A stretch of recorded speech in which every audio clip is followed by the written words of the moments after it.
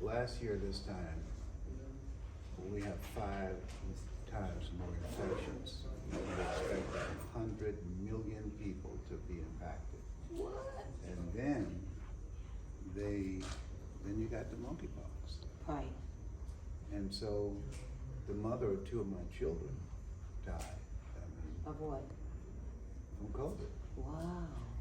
I have a son who has not spoken to me for 5 months because he believed in herd immunity.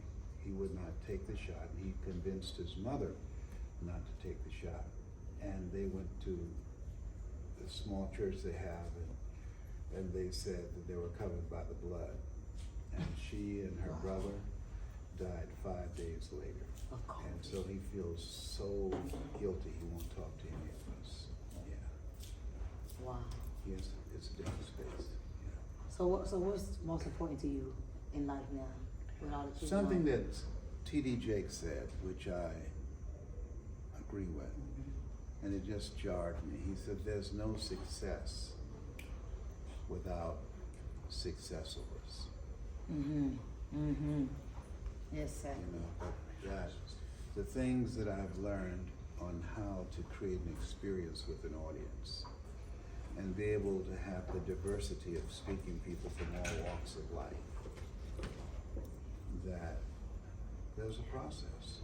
And so to teach people that, teach them how to do that. That's your passion in this season. Yeah. So do you take people from, advanced, or can they be just getting started, or you look for a certain type of person in this season? I'm looking for a certain kind of person because everybody's not serious. Right. And my goal was, when I started, there was no such thing as a black motivational speaker. Wow. And I refuse to be pigeonholed as a black speaker. I said, I want to speak to the world. Yes. And so when I watched and studied what those guys are doing and what was it I had to do to stand out, because my 95% of my audience are white people. Wow, really? Yes, white people know me as Les Brown, who changed my life. So why do you Black think that? people know me from Les Brown, who was married to Gladys Knight. I didn't even know you was married to Gladys Knight. Your letter finally changed my life for me. Yes, See, I met you 13 years ago. Yeah, You was but married to you're in- Gladys Knight? Yes, so I did you're not know that. you're kidding. No, so you're the only person in the world to know that. No, I didn't know that either. I know you from Hunger Speak. I know you from everything you've ever done, but I did didn't not know know that. that. Yeah, well, there is, yes, so Wow. that's how black people know me. And so because we have an entertainment-driven culture, you see. But we're in this space where we are now, we need messengers of hope.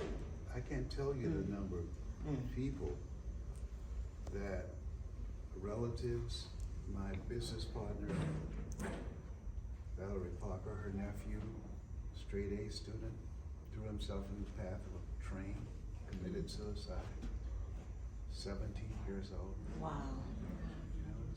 The suicide rate, particularly among us, with all the stuff that's going on, has dramatically increased. So people, I won't be talking about what we have to do, but we have to multiply and amplify voices of hope that can help people to develop the mental resolve. I can handle this. I can deal with this. Because we underestimate ourselves. And the truth of the matter is, this is nothing compared to what our forefathers went through. Right, exactly. I just saw yesterday, my great-grandfather was among black men who had to swim across from Gillsville, Georgia to Gainesville to keep from being lynched. They ready. Oh, they ready. Mike, you